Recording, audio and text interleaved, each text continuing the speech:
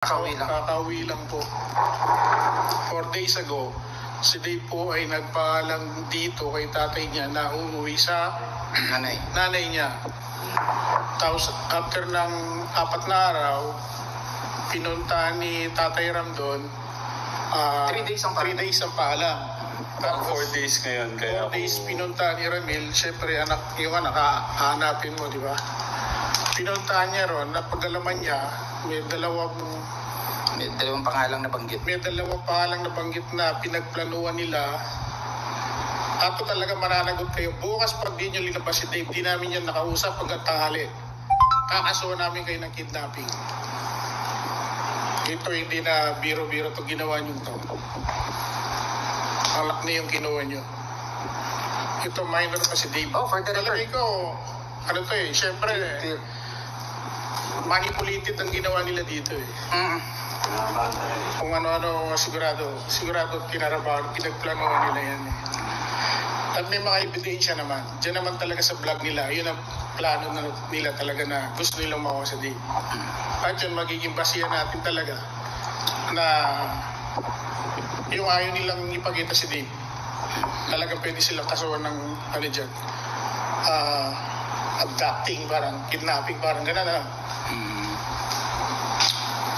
Minor kasi. Hindi, kahit na anak mo ginawa nila sa'yo eh. Di ba ayaw nilang ipakiusap sa'yo para makausap mo yung anak mo, di ba? Bukas, pag-iintay kami. Hanggat hindi namin nakakausap si Dave hanggang bukas na tangali.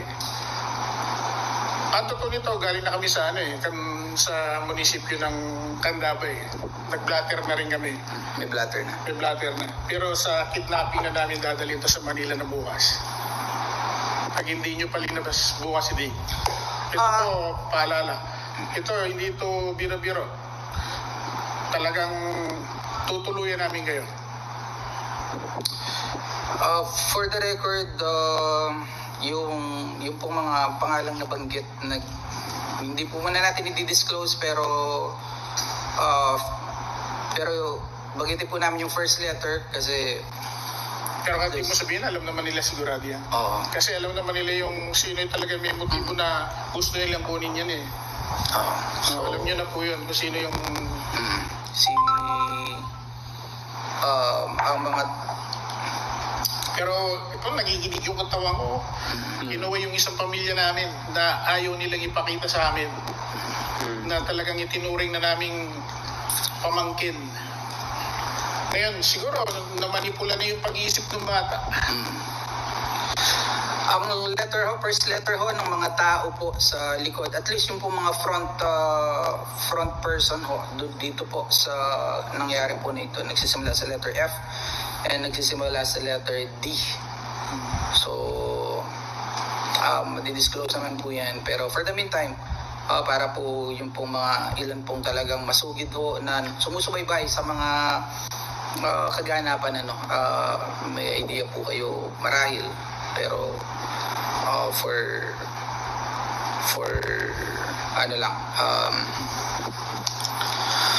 nakausap ko si Ram yung nanay na sinabi dapat isoli kay Ramil yung bata. Ngayon ayaw nilang iharap kay Ramil yung bata. Abangan po ninyo, may vlog bukas ho ng umaga. Kaya lang po kami nag-live ngayon para iparating sa kanila yung gusto naming mangyari bukas na pag hindi nila inilabas si Dave, kakasuhan na po namin sila. Kasi alam naman namin kung tagasan sila.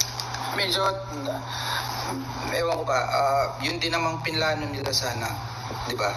Nasa minor. Ito rin ang ko lang dito, yung tinanggap mong tao dito, talagang itinuring mong kapatid, parang laman. Di ba pinagkatiwala mo sa kanya yung bata, pinapasama mo sa kanya, pinagkatiwala mo, yung pala meron silang hidden agenda doon sa bata.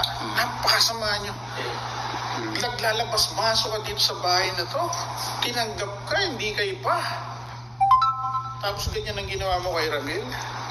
Hindi na makataruhan yan. Kaya nga, Hindi normal yan. Hindi gawain ng normal na tao yun. Pumiiya ka. Salman lang.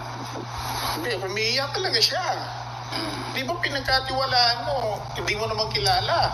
Hinaya mo dito, nakakalaro niyo yung mga bata. Kung nagbabasketball, sinasama niyo si Dave, hinayaan mo, di ba? Palitan palaro, meron ka bang ano ba plan mo kay Dave? Ano gusto mo? Ano ka ba? Ano ba talaga yung... Hindi, nakakasama talaga. Ano ko pa gusto sabihin to yung mga taong tinanggap mo dito, sila pa yung nagiging basher mo Wala ka namang ginawang masama sa kanila. Pinapakilaman nyo kasi si Ramil doon sa anak niya. Anak niya yun Siyempre, yung ama, yung anak mo, pag nakikita mong dinidisiplina mo yan Kayo naman pumapasok dito, ini-spoil nyo naman. Yung ayaw ng tatay, yun naman ang ginagawa nyo. Kaya Kaya minamanipulin nyo Kaya magaan ang loob niya na napaka... Kayo kaya yung anak nyo, ganunin. Di ba? Hindi na lang nagsasalita rin si Ramil kasi masyadong tahimik yan. Kinikim-kim lang niya. Pero wala kayong mga puso. Ito, tandaan, wala kayong puso. Pero dito, kung magtataka kayo kung ba't si Ramil, kasi nasa poder ni Ramil yan. Si Ramil nagpapaaral siya, nagpapakain sa kanya. Kaya may karapatan siya na managot kayo sa ginawa niya sa kanyang anak. Nagtanong na kami kanina sa mga attorney, ano dapat namin ikaso sa inyo. Bukas, pag hindi nyo nilabas, binigyan kami ng 24 hours ng hepe na missing. After nun, yun na, kakasuhan na ang tao pag hindi nilabas. Nag-request din ako kay Nanay Apple na i-blatter doon kasi doon nangyari din. Ang kwento po kasi noon, para mas malinaw po sa mga natin, yun nga, kakagaling lang po namin nito, mabalakad. At kaninang umaga, dumiretso po ako kay Nanay Apple at tinahanap nga po si Kuya kasi nga po, nagpaalam po siya 3 days lang. Sabi ko, ba't wala pa yung bata? E de, nagpunta po ako sa nanay, nagtanong po ako, may nabalitaan din naman po ako na yung bata, hindi doon natulog yata isang gabi. So, kinabukasan daw, hindi, parang hapon pala. Doon sa vlog ko naman po sabi po ni Nanay Apple, may sumundo po sa kanya at malalaman niyo po, yun nga, si Tito, sinundo po si Kuya doon. At tinanong nga po, ba't niyo pinasama yung bata? Sabi ko, ba't di niyo tinawag sa amin? Hindi niyo alam, kilala niyo ba yun? O ano, bakit ganyan? Tinanong daw po si Kuya, sabi daw po ni Kuya, oo daw po ng oo. Sabi ko, sana tinawag niyo lang po muna bago niyo pasama yung bata. Sana po naagapan. Tsaka meron kasi PM si Nanay Apple ng 3 days. Yung 3 days parang wag muna siyang itawagan at saka i-text.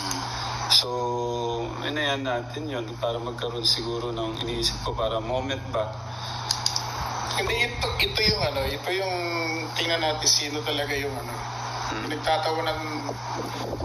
pinagtatawanan ka daw doon matanda na ito talaga pinlano nila. Sa bibig nila mismo nanggagaling na pinlano nila talaga manipulayin yung bata. Sabi ko na yung mga nakausap ko. Kung matanda ka, kala mo di ka mananagot dito? Hindi, wag na lang sa atin. Sa Diyos na lang.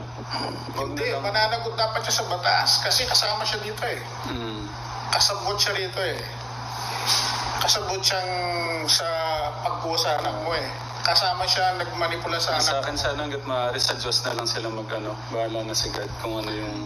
May nag-comment dito, baka naman willing din si Dave. Dahil minor po kasi si Kuya Dave. Ang jurisdiction po kasi nung po niya is sa mga guardian niya. Magulang. So, dahil minor siya. Kaya ba, sige, yung anak niyo, dinidisiplina mo, ito naman isang tao to, bigay ng bigay. Yung panganak mo, kahit ba willing na doon na lang siya, okay ka ba? Sige. Magbaliktad kayo ng sitwasyon. Yung anak mo, dinidisiplina mo, umuwi ng gabi, gusto mo mag-aral, nag-girlfriend, o ano gusto mo. Yung isa, sinusuporta lahat. Binibigay lahat, sinasamahan, pinagdadrive, kung ano-ano. Kinukuha yung loob ng anak mo. Tapos gusto ka na nang iwan ng anak mo, willing sa doon sumama. Anak mo, kaya ano ba? Mali yun. Maling-mali yun. Yun may motibo yun. Actually, yun ang may motibo. oh, kasi Criminal case talaga yan. gusto nilang itago yung mga tao sa likuran kasi nga nung nakausap ni Tatay Ram si Nanay Apple, ayaw talagang sabihin ni Nanay Apple. Ayaw bitawan. Talagang hinuhold ni Nanay Apple kasi maalanganin yung plano eh. Magkakabulyaso dahil kapag nabanggit yung mga tao na to, syempre sila yung utak nung Sobrang pakiusap ko, nagmamakawa ako para masabi niya sino. Oo. Eh, nasabi din. Sabi ko, anong mahalaga sa inyo? Yung anak natin? O yung Gusto mo, i-rapital po natin to para malaman lahat talaga ng para matulong mabilis. Hindi, ang mahalaga, ipakita nila bukas. Kaya nga, pag hindi nila pinakita, talagang dapat magreklamo na talaga sa kidnapping na talaga, sa Manila na.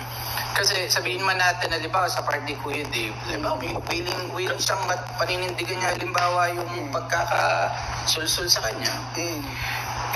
Kumbaga, yung position niya as minor kasi, walang laman yun. Walang laman. Well, kung nag-18 siya at yung niya, nasa sa kanya na yun. But for the meantime, na nasa jurisdiction mo yung as guardian and ikaw yung kumbaga tumatayong magulang niya sa ngayon. May manalo. Okay naman, nakita ko pa, nagpaalam sa akin. Yun ang Mga tao pa, ala nga akong kaalam na may ganun. Siguro nung nandun, nila kung ano pinagsasabi siguro. Sino doon kung saan dinala. Kung ano